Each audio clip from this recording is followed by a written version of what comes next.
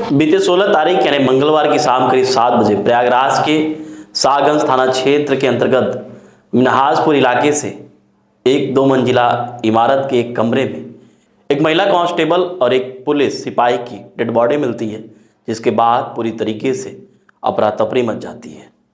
तत्काल पुलिस के आला अधिकारी लोकेशन पे पहुंचते हैं, मौके वारदात पे पहुंचते हैं और तत्काल 2 फॉरेंसिक टीमों को लगा देते हैं जांच के लिए कि आखिर क्या वजह है जो एक महिला कांस्टेबल और एक पुलिस सिपाही की मौत हो गई है।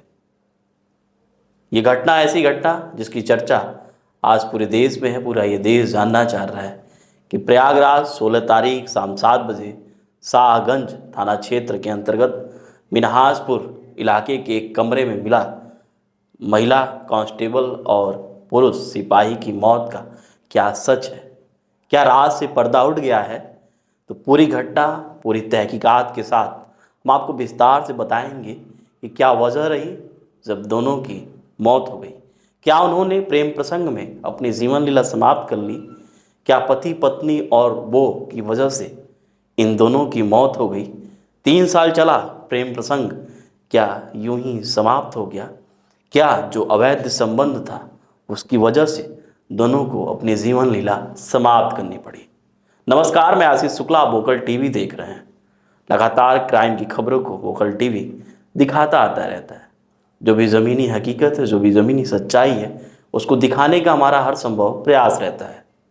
असल में ये घटना बीते 16 तारीख शाम 7 बजे की प्रयागराज के शाहगंज थाना क्षेत्र के मिन्हाजपुर इलाके की है, जब 2 पुलिसकर्मियों की मौत की सूचना मिलती है, जिसमें से एक महिला कांस्टेबल जिसका नाम प्रिया तिवारी जो कि कानपुर की रहने वाली रहती है, जबकि दूसरा जो पुरुष सिपाही है उसका नाम राजेंद्र वैष्णव जो कि मथुरा का रहने वाला रहता है। अब इन दोनों की मौत कैसे हो गई ये सभी लोग जानना चाहते हैं। फिलहाल जो पोस्टमार्टम रिपोर्ट है वो भी आ चुकी है, लेकिन जो पोस्टमार्टम रिपोर्ट है वो बेहद ही चौंकाने वाली है। पुलिस के लिए लग रहा था कि ये केस सॉल्व हो जाएगा, लेकिन सिरदर्दी और बढ़ गई है। अभी इसमें और अधिक जांच की ज़रूरत पड़ेगी।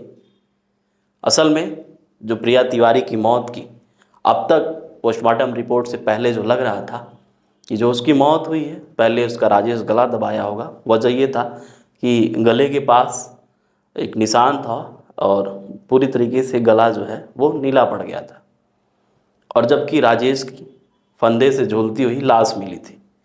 और पोस्टमार्टम रिपोर्ट में जो खुलासा हुआ है तो ये हुआ है कि प्रिया की मौत गला दबाने से नहीं बल्कि जहर से हुई है, जबकि जो राजेश की मौत हुई है फांसी के फंदे पे झूलने यानी कि हैंगिंग से हुई है।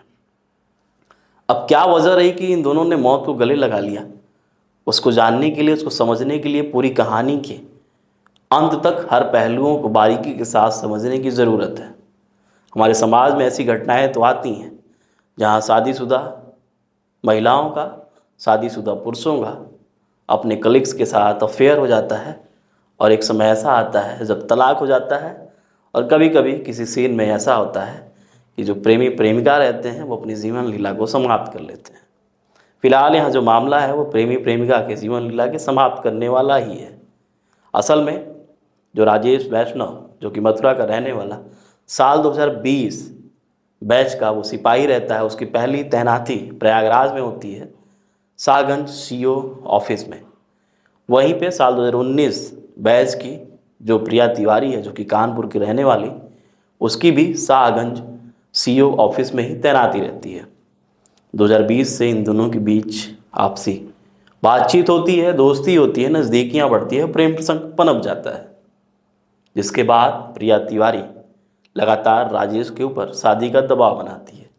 चूँकि राजेश पहले से शादीशुदा रहता है, उसकी पत्नी जिसका नाम नीतू है वो पहले से ही 2011 बैच की पुलिस कांस्टेबल है, जो कि अभी फ़िलहाल कासगंज में पदस्थ है। जब प्रिया लगातार प्रेशर बनाती है तो राजेश का भी एक बार मन आता है कि क्यों ना हम अपनी पत्नी को तलाक दे दें, जिसके बाद वो तलाक की अर्जी भी दाखिल करता है, दायर करता है। लेकिन नीतू तलाक देने से इनकार कर देती है, जिसके बाद राजेश को उसके ससुराल मथुरा बुलाया जाता है, जहाँ पे दोनों परिवार जाते हैं, उनके बीच आपसी बातचीत हो जाता है, समझौता हो जाता है, जिसके बाद जो राजेश अब तक अपनी पत्नी नीतू को तलाक देने वाला रहता है, वो अपनी पत्नी को तलाक देने से जो उसका मन रहता है वो बदल जाता है। बीते दिनों अपनी पत्नी को वो प्रयागराज बुलाता है, जहाँ उसकी पत्नी नीतू अपने पति राजेश के साथ करीब 15 दिन, जो भी पुलिस का उसको क्वार्टर मिला था उसमें साथ रहती है। जिसके बाद ये बात प्रिया तिवारी को और अधिक खटक जाती है।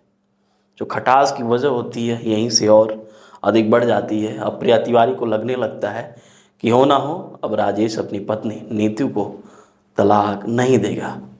जिसके बाद लगातार जो प्रिया तिवारी है वो राजेश के ऊपर, राजेश वैष्णव के ऊपर दबाव बनाती है कि तुम अपनी पत्नी को तलाक कब दोगे। जिसके बाद तारीख आती है 16 अप्रैल दिन मंगलवार, सुबह करीब 11 बजे राजेश वैष्णव प्रिया तिवारी के कमरे पर जाता है। जिसके बाद इन दोनों के बीच क्या बातचीत होती है, जो पड़ोसी हैं वो बताते हैं कि राजेश 5 मिनट के लिए कहीं बाहर गया रहता है, फिर आ जाता है। और करीब जो पोस्टमार्टम रिपोर्ट आई है वो 1 से 2 बजे के बीच आसपास ये दोनों अपनी जीवन लीला को समाप्त कर लेते हैं। फिलहाल अभी ये जांच का विषय है कौन किसको मारा, कौन खुद अपनी जीवन लीला को समाप्त कर लिया।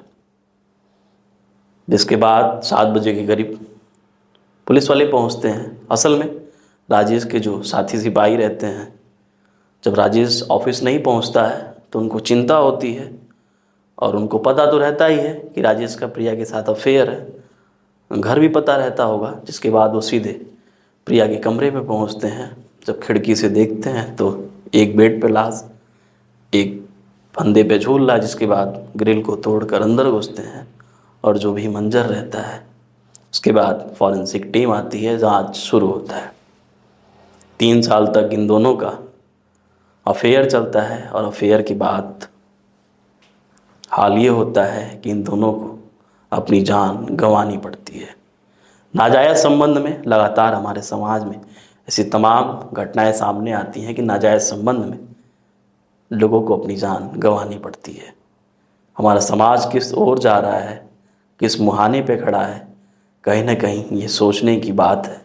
वोकल टीवी लगातार जो भी ग्राउंड जीरो की खबर है, जो भी रिपोर्ट है, उसको दिखाने का हर संभव प्रयास करती है।